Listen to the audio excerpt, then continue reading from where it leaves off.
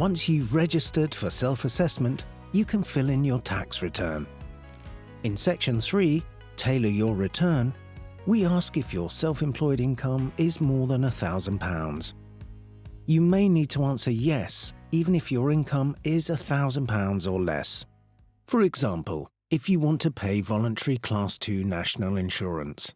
Please use the Help About link for more information. If you answer yes, you need to tell us about this income in Section 4. First select Fill in your return, then choose Enter self-employment details. There are 2 questions on this first page.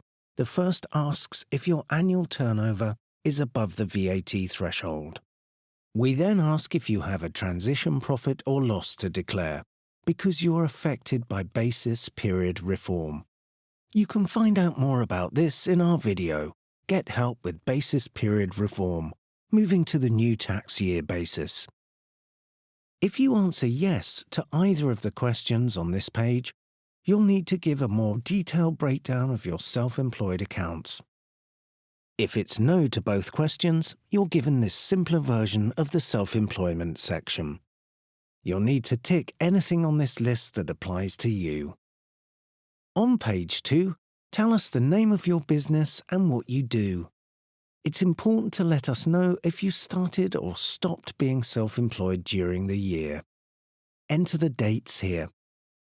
Add your accounting details on page 3, including the date your accounting year ends. We recommend using the 5th of April as it's the end of the tax year. Also tell us if you're using cash basis. If you're not sure what this means, use the Help About link to find out more, or watch our YouTube video, Cash Basis and Simplified Expenses. On page 4, enter your turnover. Show any other business income here. You can claim the £1,000 trading allowance here, but this means you can't deduct any other expenses. If you're not using the trading allowance, show your allowable expenses further down the page. When your figures are in, your calculations will appear at the bottom of the screen. Page 5 is for capital allowances. If you're using cash basis, you can only claim for business cars. Page 6 is for adjustments. These include the value of any goods or services for personal use, any losses brought forward from an earlier year, and any other business income. Page 7 asks about any losses from the current tax year. Page 8 is for tax deducted from your gross pay by a contractor under the construction industry scheme.